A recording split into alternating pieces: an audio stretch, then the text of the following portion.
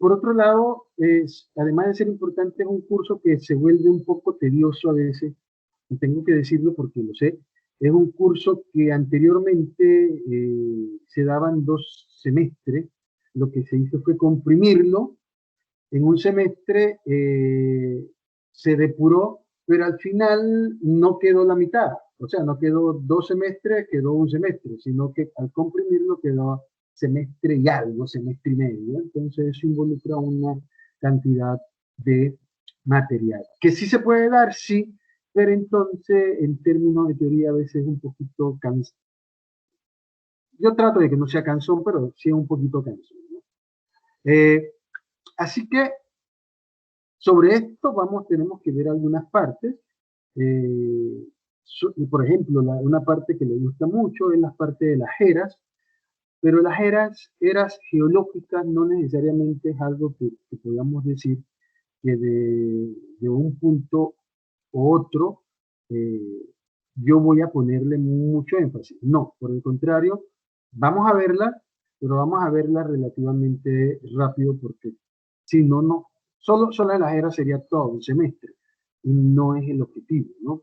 Pero deben saber algunos pensamientos geológicos desde su inicio hasta la actualidad en pleno siglo XX y cómo ha evolucionado. La geología y nuestro planeta no ha sido estática. A través del tiempo, el hombre ha ido reconociendo, ha estado estudiando y ha determinado algunas cosas que antes se creían ciertas y que hoy no son tan ciertas, e incluso ha descubierto, eh, ¿cómo explicarlo? Ha descubierto actividades que se suponían no deberían pasar en este planeta. Así que como la ecología, esto es dinámico, ¿no?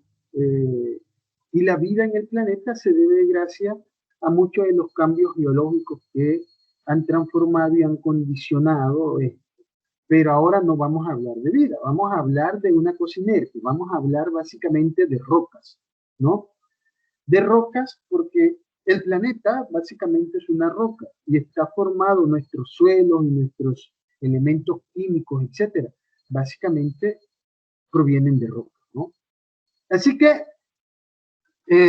la primera parte del curso, hoy vamos a hablar generalidades, solo a manera de introducción, es una parte que va a hablar sobre todo lo que tiene que ver con temas de las eras geológicas, la evolución del planeta.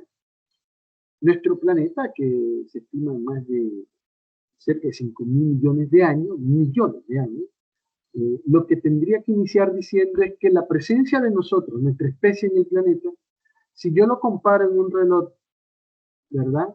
Que gira y tiene 12 horas, el reloj, no el día, básicamente la presencia del hombre sería, si acaso, un segundo, un par de segundos.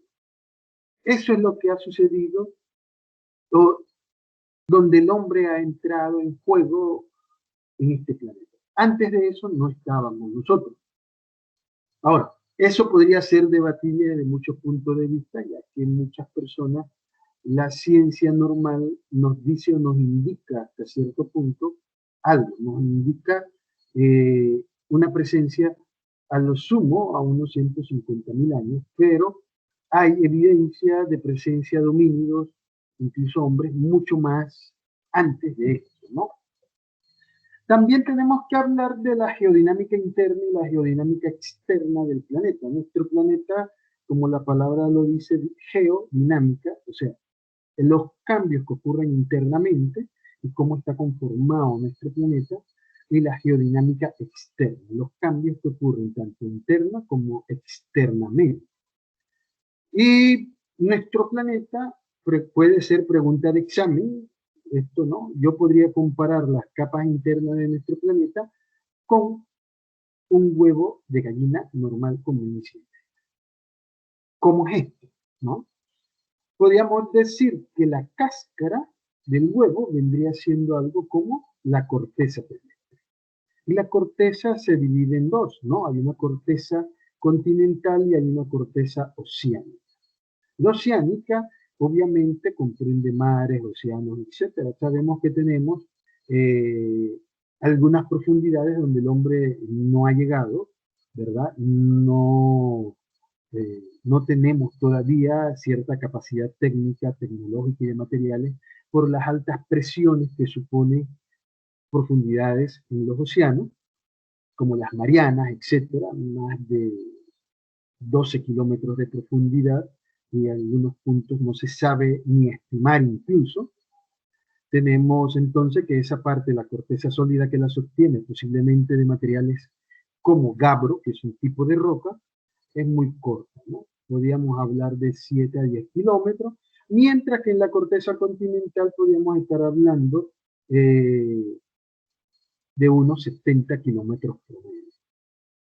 Si bien es cierto, no hay una división muy clara de las capas, no hay una unificación de criterios en cuanto a esto. Por ejemplo, algunos hablan entonces de 3 juegos de capa. La primera capa, y la más profunda, estamos hablando que esa capa, cerca de los 6.300 y tanto de kilómetros, tenemos un núcleo que tiene dos partes, un núcleo interno y un núcleo externo. Tenemos después un manto, ¿verdad? Y vamos a compararlo con lo que le dije, un huevo, ¿no? La yema del huevo, esa parte amarilla, vendría siendo el núcleo. Pero ese núcleo está dividido en dos, interno y externo. Interno, la parte central, ¿verdad? Externo, lo que recubre. Después de eso tenemos el manto. El manto es como la yema. Y la yema, entonces, tenemos, ¿verdad? Una yema. Tenemos una serie de cambios. Y al final tenemos una corteza que es como la cáscara. Y la cáscara, entonces, es muy delgada. Y alguien dirá, bueno, 70 kilómetros, profesor, quizás sea delgada en la capa oceánica. No, no, no. Si nosotros tomamos 70 kilómetros, ¿verdad? Nos vamos a dar cuenta de que si yo comparo los 70 kilómetros con el diámetro de la Tierra, es como si fuera la cáscara de un huevo. O sea, más o menos las divisiones rondan aproximadamente lo mismo que ocuparía la yema, la clara y la cáscara. Ese es nuestro planeta. Así como cuando nosotros vimos en la atmósfera, las capas de la atmósfera normalmente se presentan como algo que es muy alto. No, la atmósfera terrestre es muy delgada. Asimismo, casi todos los terremotos van a encontrar ustedes que el hipocentro, ¿no? Los terremotos tienen dos puntos donde nosotros podemos analizar de dónde salen. Los sismógrafos nos dan una idea de todo. La parte en el planeta superior sobre la superficie, el punto ahí, exactamente arriba, es el epicentro. Pero de dónde se originó en profundidad es el hipocentro. Entonces vamos a ver que básicamente los terremotos andan como máximo entre 70 y 100 kilómetros de profundidad. ¿Por qué no más de eso? Porque abajo de eso suponemos una masa, ¿verdad? Que conocemos como manto, y ya sea el manto superior o el inferior, tienen cierta maleabilidad. No son duros, no son sólidos, sino que por los movimientos de convección, ¿verdad? Muy parecido a los movimientos que tiene cuando usted hierve agua. Usted ve que el agua está estática a medida que se calienta antes de burbujear, esa agua se mueve. Entonces, esos movimientos ayudan a disipar mucha de la energía, a tener la capa relativamente estable. Lo que tampoco es 100% exacto. La capa terrestre siempre está en movimiento. De hecho, los continentes, podríamos decir, por un lado que se separan y por otro lado que se unen, a razón de unos 15 centímetros por año. Esto debido a los dorsales oceánicos, debido a los movimientos de subducción, a los movimientos de convergencia, etc. Entonces, esto tenemos que verlo, ¿no? Acuérdense, estoy ahora explicando esto, después lo vamos a explicar mucho más, de qué es lo que estudio. ¿Y por qué es importante esto? Esto es importante porque ustedes, como ingenieros civiles, se van a enfrentar a diferentes fuerzas, ¿no? Vamos a tener muchas de estas fuerzas de compresión, vamos a tener elementos cortantes, fuerzas cortantes, etcétera, sobre las estructuras que ustedes diseñan. Ahora ustedes van a tener una serie de cursos donde van a evaluar y a determinar, van más que nada a aprender a cómo hacer los cálculos para que sus infraestructuras no se caigan, ¿no?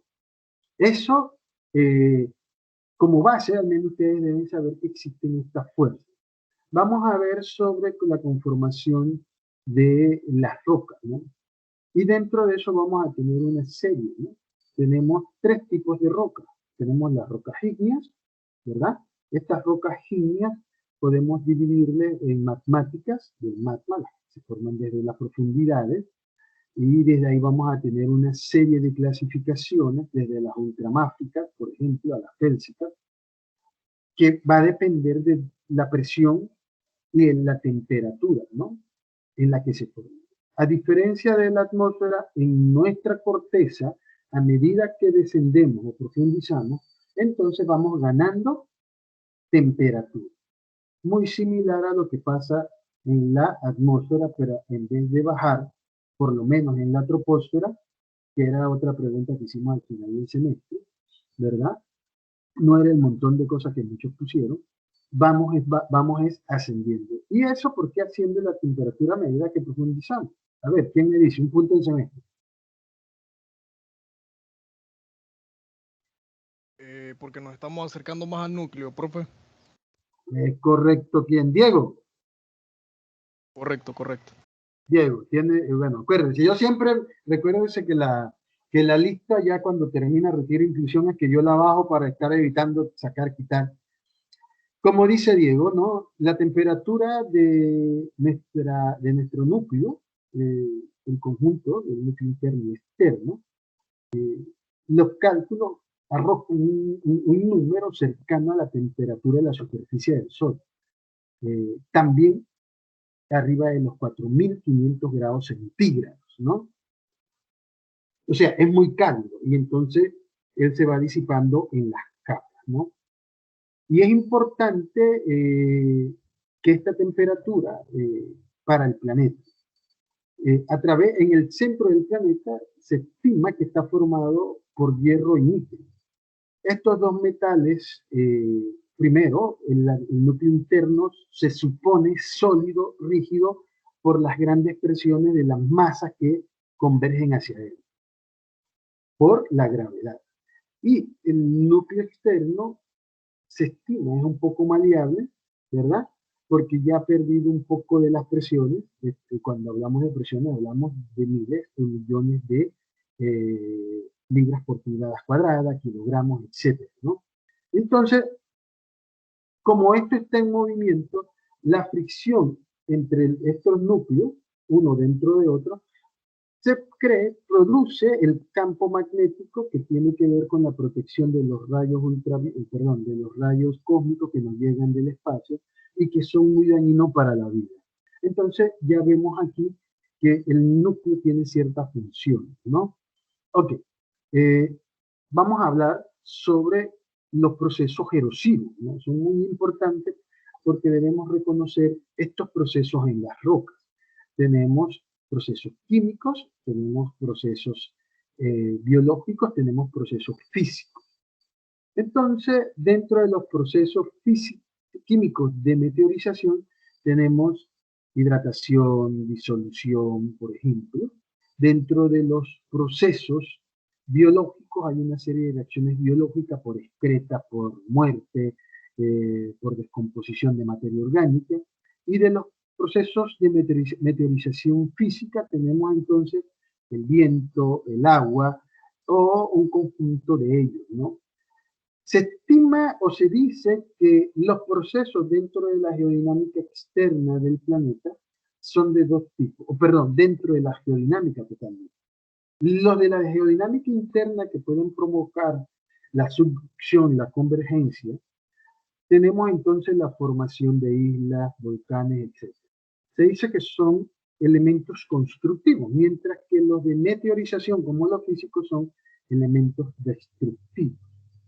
O sea, todo esto vamos a irlo desarrollando en el curso. De todos estos elementos, el agua y el viento tienen un gran poder, siendo el agua uno de los que más poder tiene para modelar el relieve del planeta. Y hay que tomar en cuenta el agua, incluso dónde vas a construir, qué vas a hacer, etc. Una de las cosas que yo les puse al final del semestre, que algunos hicieron, otros no, era sobre los acuíferos, ¿no? Porque los acuíferos tienen una relevancia en términos de la vida, pero más que nada ustedes en las urbanizaciones que vayan a construir o cualquier tipo de infraestructura, recuerden que sin agua, el agua es primordial para desarrollo de infraestructuras turísticas, urbanísticas, etc.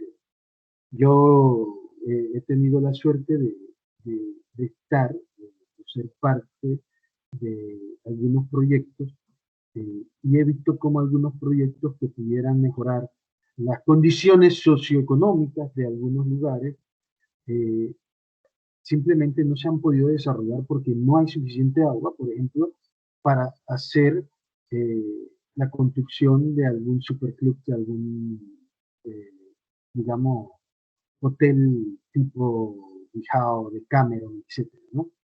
Porque la cantidad de agua que se necesita es mucha y, por ejemplo, en Boca del Toro, en algunas zonas no tienen suficiente agua, igual que en todo el país. Panamá no tiene acuíferos grandes. Panamá tiene más que nada flujo base y el agua que infiltra a través del perfil del suelo. Pero realmente no tiene flujos base, no tiene acuíferos grandes, ¿no?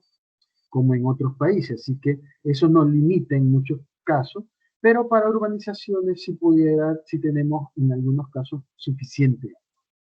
Ok, entonces, en dinámica interna, en dinámica externa, vamos a tener lo de las rocas, vuelvo y repito, entonces tenemos las rocas ígneas, que ya hablé de ellas, las magmáticas, las laváticas, etcétera.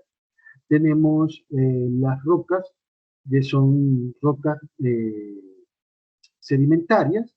Esta tiene un ciclo de las rocas, también vamos a ver el ciclo de las rocas.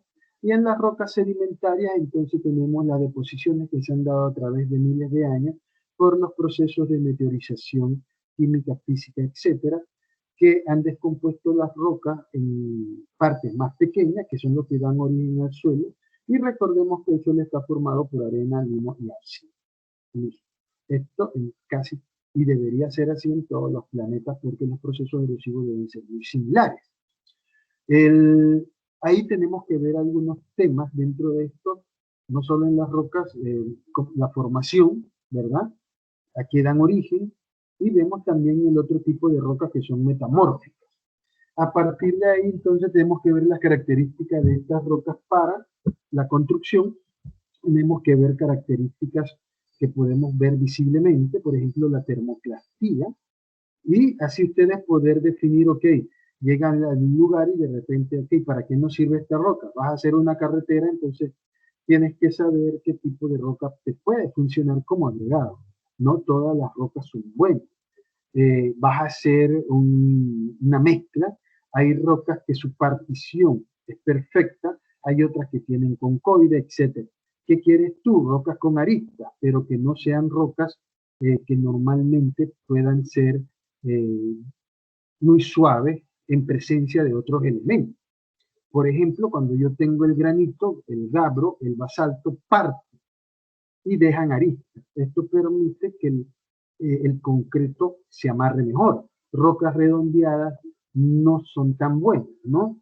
Entonces, pero las rocas redondeadas o los boulders las podemos utilizar en una serie de elementos dentro de lo que es la residencia, ya sea en el pozo de infiltración, etcétera, ¿no?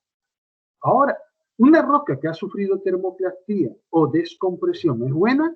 No, no es buena porque ya ha sufrido cambios a nivel estructural y si usted la usa posiblemente lo más seguro es que esos cambios van a seguir dentro del agregado y va a perder la resistencia que usted quiere. Así que tenemos que ver poco a poco de eso. Vamos a hablar sobre, como es un curso de geología, sobre los componentes básicos de muchas rocas, ¿verdad? Este planeta está lleno de un elemento que se llama sílice o silicio, cuarzo, es lo mismo, y vamos a ver algunas piedras solo a manera, porque está dentro, pero no vamos a pararnos mucho, simplemente ustedes sepan las diferencias que pueden existir entre algunos minerales, rocas, o las llamadas piedras semipreciosas y preciosas, ¿no? Así que estos temas, cada uno, si yo me voy, por ejemplo, en la parte de la, los mecanismos, ¿cómo explicarlo? Los mecanismos de materialización física, entonces yo tengo que ver una serie de elementos dentro de esos mecanismos, ¿no? Así que lo que ahorita estoy dándole es lo que vamos a dar, porque siempre uno tiene que decirle a ustedes más o menos por qué. Entonces esos mecanismos abarcan mucho más. Yo solamente estoy tocando la parte de arriba. Así que tenemos que ver esto, tenemos que ver dentro de todo esto otras cosas propias de nuestro planeta. Geología, estudio del planeta Tierra. Planeta Tierra, ¿no? Entonces, dentro de esto tenemos cosas como el vulcanismo y los terremotos. Esto lo vemos como ejes transversales donde ustedes hacen parte de la investigación. Ahorita mismo nosotros tenemos una serie de, hemos tenido en los últimos meses, una serie de movimientos telúricos y los científicos y los estudiosos de esto ya nos predicen que puede haber ¿cómo decirlo? Un terremoto grande en Centroamérica y en algunas otras partes. Yo, por ejemplo, buscando hace ya varios meses, de hecho, sí, varios meses, porque el semestre pasado no, estaba buscando algo sobre terremotos y resulta que encontré un lugar, me apareció algo de YouTube donde hay un señor colombiano que se llama, el lugar se llama Sismo Alerta en YouTube. Y lo interesante de esto es que, bueno, como era algo, yo vi que tenía unos planos, unos mapas, y me puse a escucharlo, y él dice, ok, hablaba de, él hace como una recopilación de datos por día, y entonces dice, dentro de tantas semanas es posible que lleguen réplicas de esto, de esto.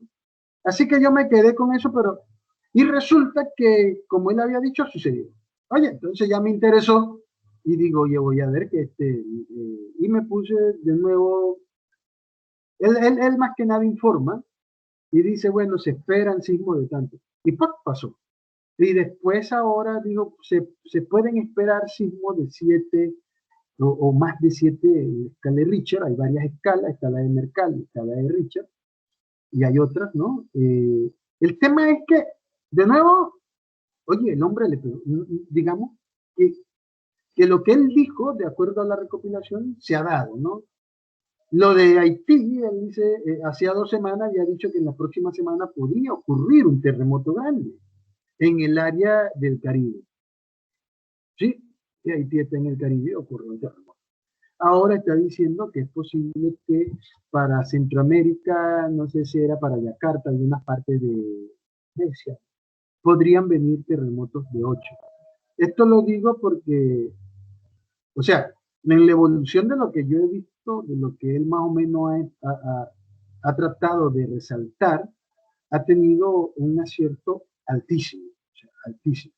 Entonces hay que estar, estamos en un curso de biología, no estoy diciendo que tienen que suscribirse ni nada de eso, no, sino que si algún día están buscando a alguien le interesa, Sismo Alerta se llama, usted vaya y entonces es posible que es bueno a veces informarse, ¿no? Saber qué puede ocurrir, ¿no? Y de hecho esto se ha dicho siempre que puede ocurrir. Ok, entonces estos temas de vulcanismo y terremoto a veces pueden estar asociados, ¿no? Tenemos que ver cómo las placas se mueven. Nosotros aquí en Chiriquí quizás tenemos uno de los problemas más grandes, no problemas, que tenemos más terremotos que en otras partes de Panamá. Vamos a hacer algo, okay. Terremotos, sismos se usan indistintamente.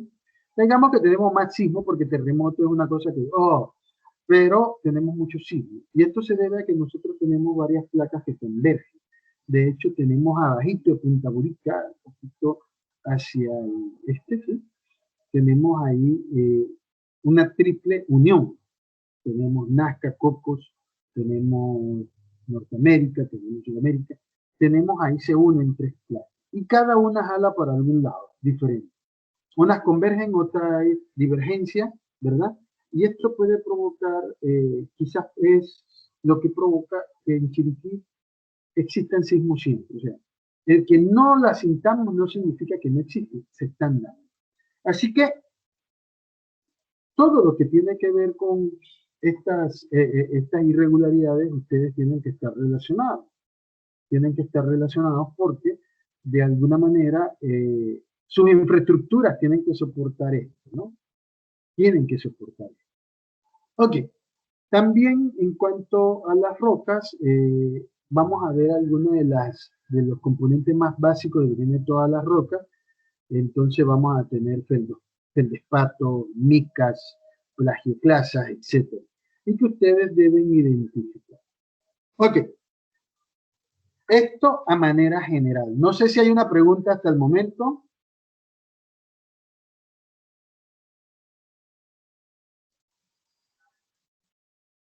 No. Ok, seguimos con la introducción al curso, ¿no? Nosotros tenemos que hoy no voy a darle evaluación, ya la tengo como va a ser. Ya para el viernes, Dios primero, entonces estaremos evaluando, dándole la evaluación, porque espero que estén todos. Veo que acá todavía nos faltan unos cuantos, ¿sí? ¿No? Y de hecho alguien entró y salió. Eh, Así que, ok, lo que sí podemos hablar de la evaluación, ustedes se dieron cuenta, yo les dije en el semestre anterior, que una de las cosas que yo pondero es el tema de la asistencia. Yo me preocupo de buscar información, de estar actualizado, entonces para que ustedes no estén. Por eso mis exámenes eh, son de lo que yo doy en clase. Eh, Así que yo los invito a que siempre estén, porque eso también me acuerda a mí, y yo sé que algunos se dieron cuenta, oh, pero si yo te daba, tenía 60 y algo, y tengo una vez, ¿cómo fue eso? Participaste en clase, tenías puntos, y siempre estabas de los primeros. Entonces eso yo lo valoro, ¿no? Otro dice, ay, bueno, nada más tengo una B y tenía una C de 78, me daba a mí. Ok, le dimos un plus, ¿no? Usted se lo ganó. En este semestre es un poquito eh, más fuerte esta parte en cuanto a que aquí le presto más atención a la participación de ustedes, ¿verdad? Y que estén en clase. Para mí eh, es incómodo y me pasó hace 2 semestres, en el segundo semestre de 2020, calificar un examen de identificación y resulta que de 30 muestras identificaron cero, cero. Y de 20 preguntas inherentes al tema, yo califiqué exámenes de 10, 15 puntos. Todo dado en clase. Entonces, ¿qué me indica a mí esto? No prestaste atención, no te interesó, eh, simplemente dejaste, ahí estaba, yo lo veía acá, pero el nombre, pero nunca vi realmente, o sea, a veces estuviste, a veces no, pero en el examen, como el examen de lo que doy en clase, entonces, identificar una roca y, y no saber qué contiene, por ejemplo, es difícil. Porque en internet, si tú pones, ok, micas y feldespatos y plagioclasa, ok, te va a salir roca, geología, granito. Tú no has visto que es mica, no vas a saber. Porque yo voy a presentarle algunas muestras y entiendo que es posible que algunos podamos ver. Tengo que ver, no me han dicho todavía, ya pregunté cuál sería el aforo de por lo menos para identificar rocas. Yo llevar las muestras y tener unas sesiones en la universidad, ¿no? pero no me han dicho todavía cómo se puede hacer. Así que en el momento que si se puede hacer, para mí sería fantástico, ¿no? Porque es bueno verlo, tocarlo, ¿no? Eh, Así la identificación de ustedes es mejor. Igual, a través de fotos, yo normalmente las que pongo son fotos que hemos encontrado, fotos que hemos encontrado, no, rocas que hemos encontrado, que tenemos las muestras y que de alguna forma me ayudan a mí a dar el curso, ¿no? Entonces, de hecho, tengo aquí abajo, tengo unas otras 4 cajas llenas de rocas. Ahora, la identificación de la roca a manera de laboratorio es una cosa, saber para qué sirve es otra, ¿no? Entonces yo puedo tener, por ejemplo, vamos a sacar una roca aquí. Yo puedo tener una roca caliza, ¿no? Blanquecida, opaca, ¿y para qué sirve? Material constructivo como el cemento, revestimientos, etc. Pero, por ejemplo, si a mí alguien me pregunta, quiero revestir una pared X de caliza, ¿no? De roca caliza. Resulta que esa pared le pegue el agua. Cuando llueve o hay un caño que le pega o simplemente el agua que escurre en el zinc le cae ahí. Yo le voy a decir, no, use otra roca, use un esquisto o use una pizarra. Pero ¿por qué voy a usarla? A mí me gusta, bueno, póngala, pero en unos 5 años posiblemente el revestimiento con rocas de uniforme, digamos de 3 4 pulgadas o más, que vas a enchapar una a la del otro, la vas a ver más corta. Y es posible que algunas se te caigan. ¿Y por qué ocurre eso? Entonces yo le voy a decir, porque la caliza sufre degradación.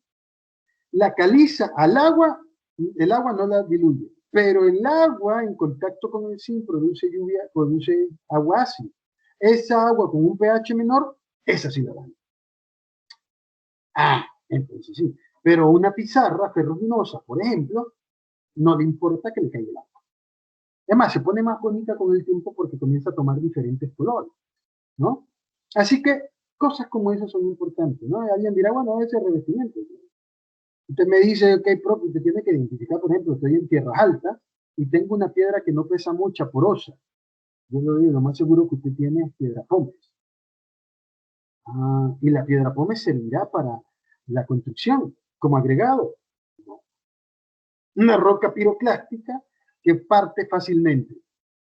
Usted puede hacerlo, pero no le va a funcionar.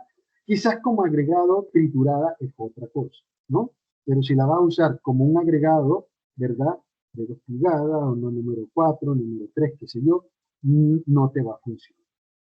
Pero tenemos, en ese lugar tenemos granodiorita. Yo digo, use granodiorita, porque esa es una roca dura, una roca fuerte y que se resiste a la intemperización. Entonces usted ya sea que esté dentro de concreto y eso le va a dar fortaleza. O alguien, mire, tengo una roca chocolate. Y esta roca que es chocolatosa resulta ser de origen volcánico, que esta roca, déjenme ver si tengo alguna por aquí.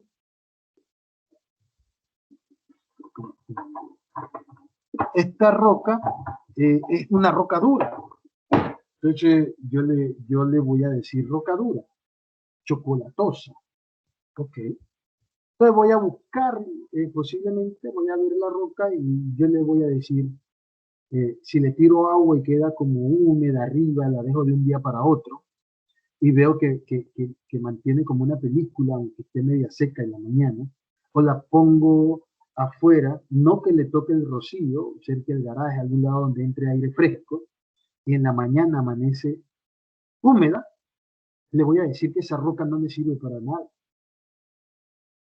Usted me dirá, profe, una roca fuerte, es una roca sólida, dura, digo, sí.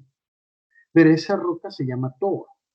Y la toba, cuando llega el agua, se vuelve un bien mesado, se ablanda.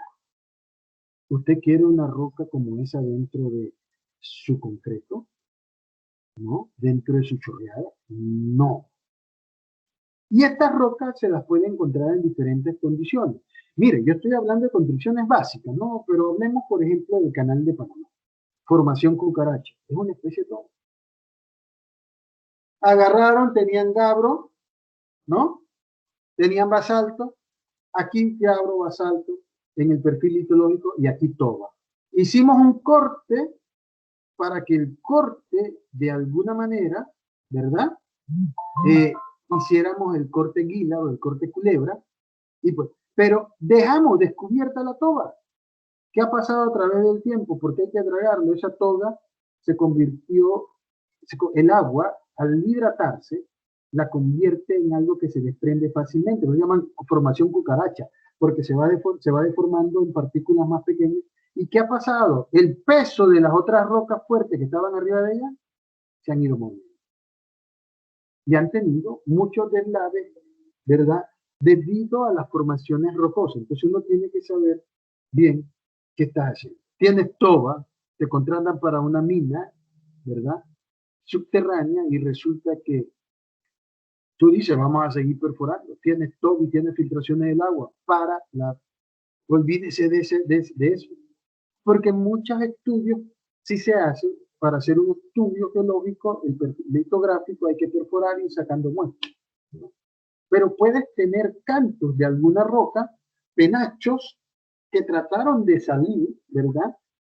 Y no salieron y simplemente se quedaron secos. Son tan fuertes como granodiorita, secos, perdón, son tan fuertes como granito, pero húmedo es un bien deseado. No hay estructura para sostenerse ella misma ni sostener alguna infraestructura. Ahora, esto lo vamos a ir viendo poco a poco, ¿no? Poco a poco vamos a ver algunas características, algunas cosas de los más comunes, sobre todo que te vas a encontrar en Panamá. Yo, bueno, no se me había ocurrido, pero le dice, no me ha respondido eso sobre visitar un lugar, pero depende de la respuesta que ellos me den y de lo que me permita la audio. Así que, no sé, pregunta hasta ahora, más o menos, yo espero, todo el mundo ha escuchado algo de geología, todo el mundo ha escuchado por lo menos el granito, por eso lo mencioné, pero hay tantos. Por ejemplo, la roca predominante en Panamá, o al menos la que más es más llamativa para los geólogos a nivel internacional, incluso le llaman roca Panamá. Aquí en Panamá es la andesita, ¿no? La andesita. La andesita en Panamá la encontramos en la cordillera. Por ejemplo, si alguien ha ido a la Edwin Fábrega, allá, el lugar más profundo de Panamá, ese túnel está perforado entre andesita y también hay toba. Y ellos, uno de los problemas que tienen es los esfuerzos internos de la roca. La otra cosa, cuando hablamos de roca aquí no hablo de lo que llamamos nosotros una piedra, de esas de río. Eso son parte o fragmentos de roca, ¿no? Los fragmentitos chiquitos, las piedrecitas, que a veces es muy difícil a veces identificar, esas piedrecitas del conjunto se le conoce como quijarros, ¿no? Entonces, una roca, por ejemplo, puede medir kilómetros. Un batolito en los volcanes puede medir 10, 15 kilómetros, ¿no? Imagínense, hay rocas que miden mucho más. Por ejemplo, la Edwin Fábrega, eso es una sola roca, y se hizo un túnel de 1300 metros de profundidad. O sea, ya esa roca tiene más de 1.3 kilómetros, porque si el túnel está ahí, ¿no? La casa máquina, todo donde se hizo, se cortó en andesita. Ellos tienen un par de problemas que han sabido solventar. Soy amigo del encargado, él es geólogo, pero tiene una especialidad, el ingeniero Arce. Y él siempre nos ha permitido, nos ha abierto las puertas para conocer y nos da un speech de lo que son túneles, porque ha trabajado su vida ahí, ¿verdad? Y él nos decía, no, mira, uno de los problemas que tenemos aquí es que la andesita en algunas partes tiene penachos o tiene partes que tiene toba. Al perforar el túnel, bueno, el agua va, se lleva a un túnel de descarga, no la molesta. Pero hay infiltraciones naturales dentro de esa roca, y esas infiltraciones traen otra cosa que se llama calcita. caliza, básicamente carbonato cálcico, pero esa calcita con el tiempo también se vuelve en un área que puede fracturar. Y sería interesante si pudiésemos ir, porque ahí pueden ver muchas cosas, ¿no? En términos geológicos. Profe, una pregunta. Sí, dígame. Las rocas, las piedras que midan menos de 2 metros, ¿cómo son consideradas rocas o piedras o cómo? Bueno, lo que pasa es que el término de piedra primero está más relacionado a la esmeralda, al rubí, al zafiro, a este tipo de piedras preciosas o semipreciosas. Todo lo demás es fragmentos de roca donde algunos hay diferentes tipos. Ahora, las rocas como tal, vuelvo y repito, pueden ser, como usted dijo, hasta rocas muy grandes. Sin embargo, la diferenciación la podemos ver más en el tema piroclástico, ¿no? Ahí vamos a tener entonces algunas que se llaman, por ejemplo, las bombas, son mayores a 64 milímetros. O sea, arriba de 2 pulgadas se conoce como una bomba. Cuando sale, entonces es una roca tipo bomba. Quiere decir que una roca como la que menciono más grande podría considerarse una bomba. Sin embargo, bomba porque sale del cráter del volcán y se deposita en un lugar. Eso tenemos ahí, ¿no? Tenemos entonces, dentro de eso, tefra, tenemos el lapilli, que es menor a unos 2 milímetros, y hay una clasificación, ¿no? Las rocas no solo las clasificamos desde cómo se forman, ígnea, metamórfica y sedimentaria. También las identificamos de cómo se han conglomerado. En la sedimentaria entonces tenemos conglomerados, algunos le llaman aglomerados, de los cuales hay algunos que pueden considerarse una purínica, aquellos que tienen las rocas más pequeñas inmersas en ellas con aristas. ¿Qué es una arista? Aquellas que están cortadas, que tienen como puntos, ¿no? Ahora, vuelvo y repito, roca es todo, o fragmento de roca, ¿no? Entonces, hay clasificaciones. Hay unas, por ejemplo, en Estados Unidos, por ejemplo, las rocas de río, que usted sabe que hay ovaladas, hay medias cuadradas, hay más redondas, y que podían estar desde algo que cabe en un puño hasta algo un poco más grande, digamos que el torso de una persona. Eso se le considera boulder, pero cuando está redondeado. Entonces, depende uno del tipo de roca. Las rocas ígneas se van a clasificar, por ejemplo, en magmáticas, también le llaman algunas laváticas, donde hay piroclásticas, y las piroclásticas entonces hay tefra, lapilli y bombas. Tenemos la sedimentaria, donde vamos a tener sedimentarias que básicamente vamos a tener las que son bioquímicas, por ejemplo, con influencia de algún biológico, de algún carbonato cálcico o de otra forma de vida, radiolarios, etcétera, y tenemos entonces conglomerados. Y tenemos dentro de estas rocas también tenemos las otras metamórficas. Y las metamórficas pueden ser entonces, pueden ser de contacto o regionales. Entonces, cada roca tiene una clasificación y los nombres van a variar dependiendo. Ahora, vuelvo y repito. Todo eso que mencionamos es roca. Todo es roca. Hay que ver si es ígnea, si es metamórfica, si es sedimentaria. Si es metamórfica, independientemente del tamaño, entonces puedo tener un gneiss de contacto, ¿no? Por ejemplo. O puedo tener pizarra. Si es sedimentaria, ok. Si es sedimentaria, entonces voy a ver si es, por ejemplo, un lahar argilizado.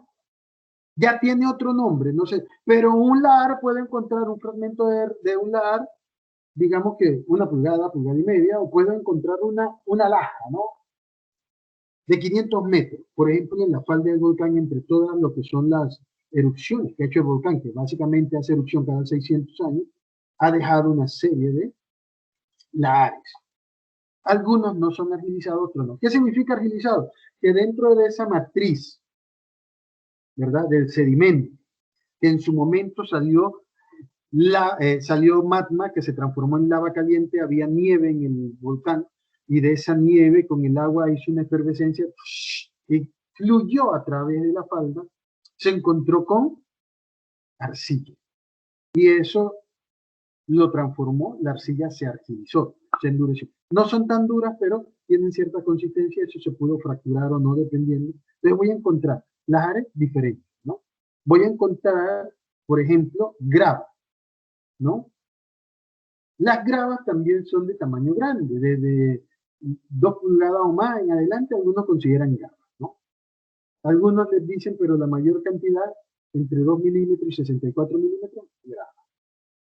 Así que depende, uno, de la roca, del tipo de roca, de las 3 tipos principales de roca, ígnea, sedimentaria o metamórfica, y 2, de cómo se formó.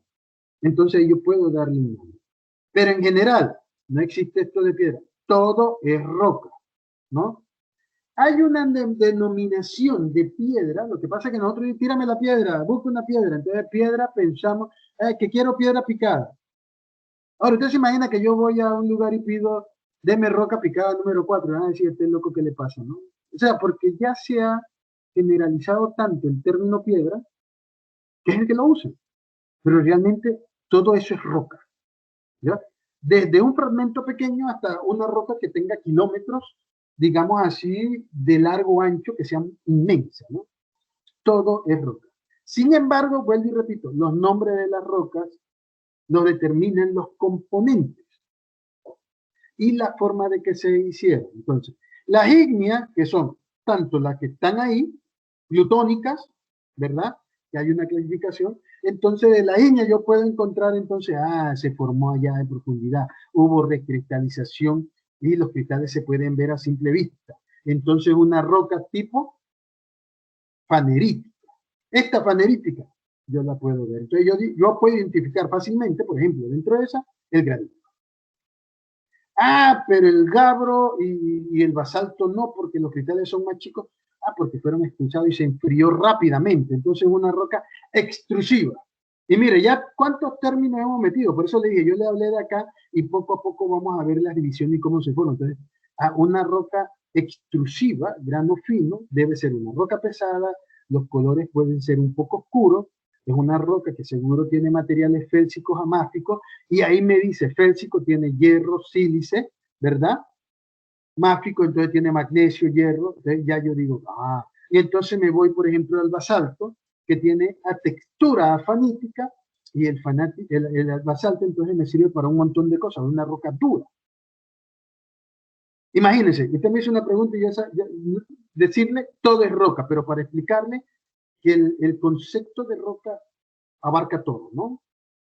Sin embargo, dentro de ese concepto hay nombres y denominaciones específicas, no solo por el tamaño, sino también por los componentes. Pero yo puedo tener una piedra caliza o una roca caliza que tiene carbonato cálcico, ¿no? Es muy difícil a veces definir en las calizas cuál es bioquímica y cuál es química y cuál es bioquímica. Pero si yo dentro de esas calizas encuentro, segundo, a ver si encuentro aquí una, encuentro un pedacito así como de un caracol, me indica que parte de eso vino de roca, parte de la roca vino de un calcario de un crustáceo. Entonces ya no es química, es bioquímica. Entonces el nombre cambia por los componentes, pero sigue siendo una roca. Es una roca sedimentaria tipo caliza bioquímica. Imagínense, ¿no? Independientemente del tamaño.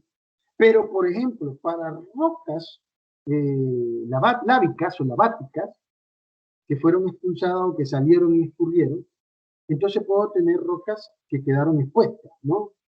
Y estas rocas que salieron a la superficie y que han sufrido intemperización, con el tiempo, la termocrastía calienta la roca, aunque sea muy grande, y el día se calienta, en la noche se enfría, y comienza a provocar fractura, y esta fractura provoca desprendimiento de parte de esas rocas cuando son partículas muy pequeñas, digamos 1 pulgada, media redondeada, y las encontramos en río.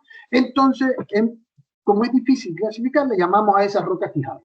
Entonces, cuando hablamos de quijarro, hablamos de rocas pequeñas, pero rocas, sobre todo redondeadas. Pero si la roca la encontramos, digamos, en una cuenca media, ¿qué es una cuenca media? digamos, aquí en Panamá, Cuenca Alta, Boquete, Cerro Punta, Volcán, Cuenca Media, Dolega, Boquerón, ¿no? Y yo encuentro rocas más parecidas a la grava, ¿no? Hay que ver de qué color. Si son medias rojizas, entonces lo más seguro estoy enfrente de un apivizal. Imagínense, ¿no? De otro tipo de roca. Y ese apivizal posiblemente venga de un lajar argilloso. Cosas como esas tenemos, vamos a ir aprendiendo durante el curso. ¿El tamaño importa? Sí, porque no es lo mismo un lacolito que un batolito. Ahí varía un poco el tamaño, ¿no? Pero estamos hablando de rocas plutónicas. Es roca. O sea, el nombre, lo que quiero dar a entender es que todas son rocas. Y la clasificación de piedra realmente es una clasificación que se hace aparte para las piedras preciosas y semipreciosas. Y aquí tenemos a veces una confusión. A veces me han preguntado cuando yo explico esta parte, porque el diamante lo consideran como una piedra preciosa, pero el diamante no es más caro, no es el más caro. Por ejemplo, hay un tipo de diamante medio violáceo, tirando a violeta, que se llama tanzanita, solo se encuentra en Tanzania. Es el más caro del mundo. ¿Por qué? Porque en las piedras preciosas y semipreciosas resulta ser que el valor económico depende de la rareza. ¿Qué tan raro es?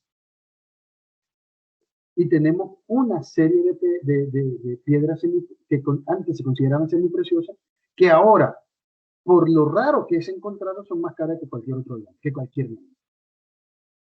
Entonces, lo de piedras es más hacia eso. El tamaño en piedras preciosas o semipreciosas importa por el precio. Entre más grande, obviamente, ¿no? Pero entre más rara, también, ¿no? Y muchos de estos elementos que nosotros vemos en la geología tienen mucha utilidad en otro tipo de disposiciones o arreglo de cosas que nosotros hacemos. Entonces, recuerden, todos son rocas. Lo de piedra es para eso. De acuerdo al tamaño, hay diferentes clasificaciones, ¿no? Tenemos tefra, la Pigi, por ejemplo. La que vamos a utilizar aquí es la Pigi, grava, bombas. Vamos a hablar también de lacolitos, batolitos, ¿no? Que son formaciones plutónicas internas, etcétera, ¿no? Es muy interesante porque, como ustedes pueden ver, tamaño, conformación, cómo se formó, tienen que ver mucho con el nombre. Y el nombre a veces dicta mucho de decir es una simple piedra, ¿no? O es una roca, ¿no? ¿Cómo se formó? ¿No? Nuestra corteza tiene dos capas muy fundamentales, el cial, ¿verdad? Y la cima. La cima está formada, y eso lo vamos a ver, por sílice y magnesio. En geología es a veces muy sencillo identificar los componentes. Por ejemplo, cuando yo hablo de cima, que es lo que encontramos básicamente en corteza oceánica, debido a que el sílice es uno de los elementos más abundantes, se combina con el magnesio y baja un poco más por peso, versus, por ejemplo, el cial, que es sílice aluminio, que queda más arriba en la superficie de la corteza, de lo que se llama corteza continental y oceánica. Una pregunta de examen, yo dije, ok, cima, y yo pongo corteza continental, y yo estoy seguro que muchos van a ponerla con ella, pero la cima se da más en la corteza oceánica. Entonces, lo que le decía, roca félsica, hierro, carbón, zinc, sílice. Rocas máficas, magnesio, hierro, carbón. Cima, parte de la corteza que tiene mucho sílice y magnesio. Cial, parte de la corteza que tiene mucho sílice y aluminio. No sé si agarraron los conceptos, ¿no? No todos los nombres son así, hay nombres que no tienen relación alguna, ¿no? Pero la relación directa del nombre sí se da en muchos de los nombres, o más que nada de los tipos de los tipos. Y tenemos aquí una abundancia de roca para la construcción muy buena en Panamá, el basalto, la andesita, como agregado, ¿no? El basalto tiene casi 12 elementos químicos, óxido de silicio, de titanio, de magnesio, imagínense, ¿no? Una roca muy dura, de textura afanítica. Tenemos que ver los tipos de textura. Afanítica, fanerítica, son los dos más comunes, ¿no? Afanítica, rompo la roca y lo que veo es como el basalto se puede confundir incluso con concreto. La diferencia es que voy a ver micas, ¿no? Y entonces en la mica, que es un cuarzo, parecido ahumado, más que nada, es típico del basalto. Pero ya ahí me dice que es una roca y es duro, no es concreto. ¿Y por qué digo parece concreto? Cuando usted se parte, pareciera mucho a lo que es una parte de un concreto, ¿no? Entonces, esa textura es afanítica, yo no puedo definir. Sin embargo, la textura fanerítica, que es como la del granito, usted ve la textura del granito, usted puede identificar cuál es la plagiclase, puede identificar el feldespato. Normalmente en los granitos nuestros el feldespato es tipo naranja, porque es feldespato potásico. Puedes ver algunos anfibolios, ¿no? Y la otra textura en la ígnea, porque esas son texturas, ¿no? Para un tipo de roca, son las porfíricas. Y en las porfíricas podemos ver que hay una diferenciación de granos. Y esta diferenciación se da básicamente por una sencilla. No todos los elementos en este planeta se funden o se licúan a una misma temperatura, sino que algunos a una temperatura mayor, otros a una temperatura un poco menor, ¿no? Eso me habla de un metamorfismo, un alargamiento, ¿no? Como el gneiss. El gneiss es un granito que sufrió metamorfismo. Y el metamorfismo puede ser por presión de las capas, puede ser por convergencia, puede ser por alta temperatura y movimiento que existe debido a volcanes. Y Panamá se formó a través de volcanes, entonces nosotros incluso podemos encontrar, y sobre todo aquí yo encontré gneiss en el área de Antón, de Gorgona, por ahí. Y no por un error, sino porque estábamos en una gira y casualmente paramos a almorzar, creo que fue, sí, una gira, casualmente el proyecto Cobre Panamá también nos ha abierto las manos, aunque vamos a tirarle piedra ya, pero igual, ¿no? Resulta que muy educadamente, no llevamos bien la parte ambiental, la llevan bien, o la llevaban bien la parte más que nada comunitaria, y resulta que cuando paramos, yo en el bus me quedé viendo una roca, no tenía muestra, y ya pregunté, ¿no? Entonces, el dueño del local me dice, no, eso la sacan de aquí arribita, no sé dónde. Y después en otra gira me di cuenta más o menos de dónde la sacaba y dónde la tenía, y había gneiss. Pero lo primero, cuando yo estudié geología, recuerdo que nos decían que en Panamá no había roca metamórfica. A mí me parecía extraño porque fuimos formados por eh, actividad volcánica. Entonces, resulta que al final sí tenía yo razón, sí hay rocas metamórficas. Sí hay rocas metamórficas. De hecho, hay rocas que no deberían estar aquí. Quiere decir que hay procesos geológicos que no se han contemplado en la formación del istmo. Ese otro punto que vamos a ver, formación del istmo de Panamá, que es el efecto Panamá. Vivimos en Panamá y no saber cómo nos formamos, ¿verdad? Es como estudiar algo sin sentido, ¿no? No sé, ¿alguna otra pregunta? Profesor, quería aclarar algo que no escuché bien. La donde está el sílice y el hierro, ese tipo, ¿en qué parte de corteza se encuentran? ¿En la continental? A ver, de nuevo. Sílice. Con hierro, el cial. Ok. Las félsicas y otras rocas que tienen sílice y hierro lo podemos encontrar en cualquier lado. Tanto el sílice como el hierro son de los elementos más abundantes en el planeta. Ahora, cuando hablamos de las cortezas continental, tierra firme, y corteza oceánica, abundan más dos tipos de materiales en cada una. Una es el cial, sílice de aluminio en la corteza terrestre, o sea, continental. Sílice y magnesio, que sería el cima, en la corteza oceánica. O sea, ese sismo, ese cial, abarca una serie de rocas.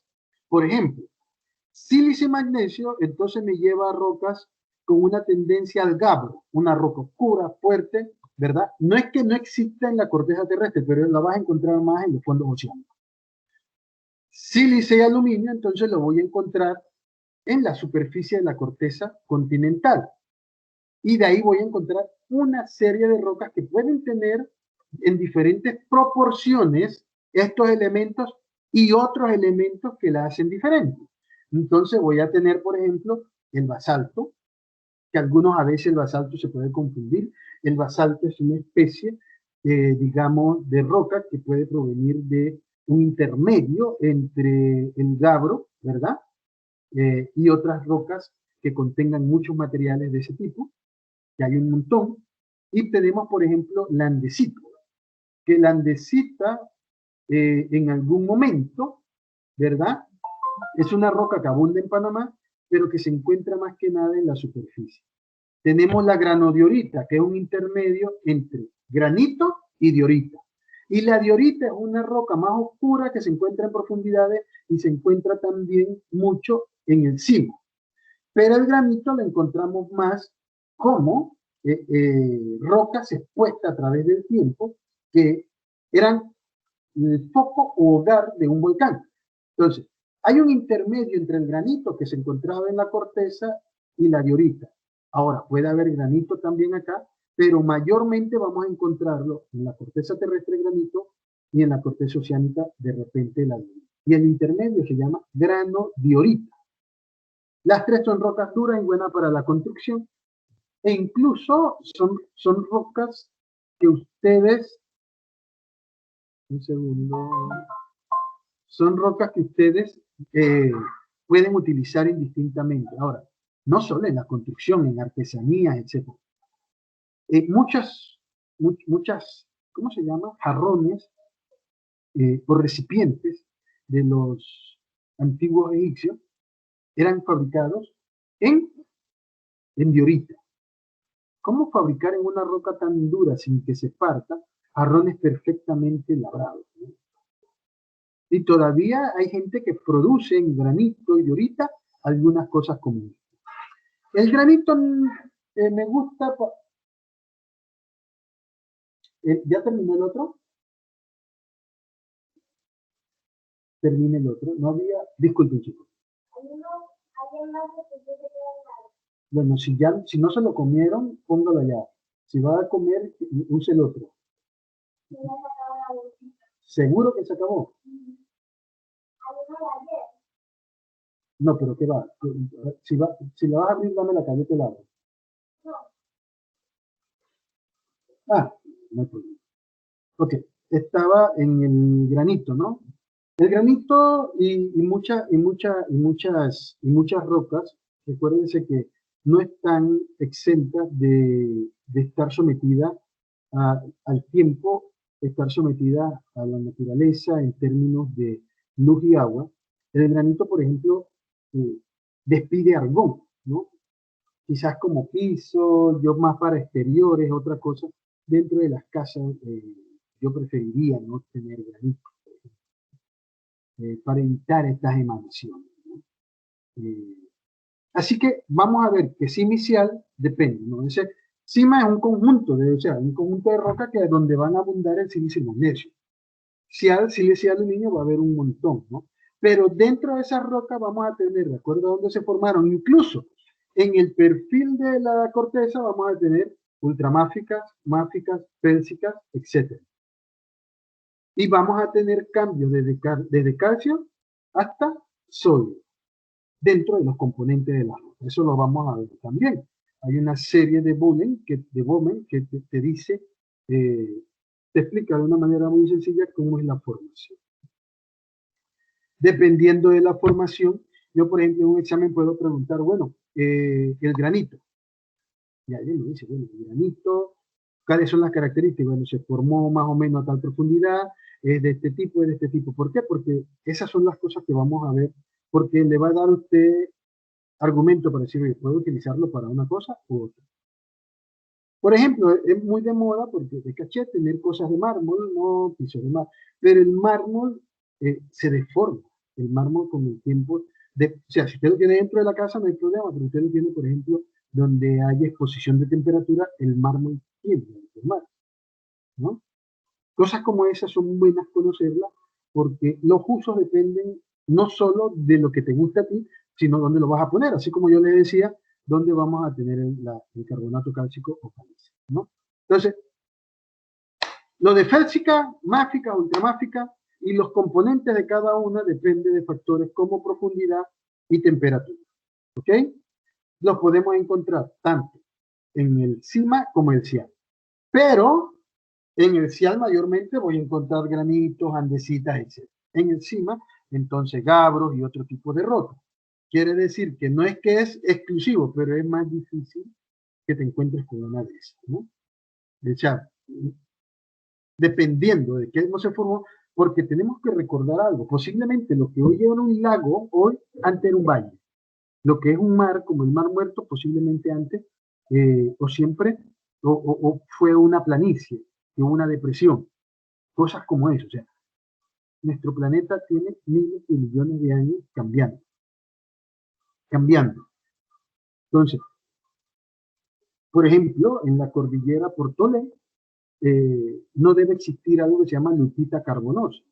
Tengo un sobrino que él es biólogo y resulta que él fue a hacer un estudio en la zona y habían diferentes científicos. Entonces, había un geólogo holandés y llegaron a un lugar donde el geólogo quedó sorprendido, ¿no? Entonces él preguntaba, ¿no?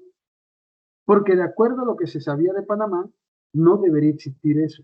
Y de hecho yo tengo una muestra de esa lutita carbonosa porque mi sobrino, él sabe que como doy el curso, y se ve, oye, aquí el biólogo me dice que encontró esto y no debe estar en Panamá. Así que hay que ver por cuántas etapas ha pasado nuestro planeta. Es posible que muchas partes, no es posible, muchas partes que hoy están bajo la superficie de la Tierra, antes que hoy podríamos considerar corteza oceánica, antes era corteza continental. En el mar de Japón, pirámides y de todo ahí debajo del mar. Antes, entonces, eso estaba sobre la corteza terrestre. Ahora es parte de la corteza continental. Y las rocas pueden cambiar. No pueden cambiar, pueden formarse indistintamente en uno que otro lado, porque recordemos que, por ejemplo, en los dorsales oceánicos, que es una serie de volcanes, ¿verdad?, que han hecho algo, una de las teorías de la expansión del fondo oceánico se debe a los dorsales oceánicos porque obviamente las erupciones van formando y van expandiendo. Entonces, ahí se pueden formar otros tipos de rocas. Depende de la profundidad del océano, ¿no? Recuerden que no todos los océanos son de la misma profundidad, ¿no? Es más, posiblemente Julio Verne y un montón de... A veces cuando yo leo algo, me llama la atención que pareciera en muchos casos que parte de lo que a veces llamamos leyenda, cuentos, mitos, etcétera, no es tan leyenda nada, ¿no? Estuve viendo un estudio de unos científicos, había canadienses, chinos, ingleses, sobre sismografía, porque comenzaron a darse cuenta que muchos de los sismógrafos, en hace más de 10 años, estaban mandando información que esta información no era exactamente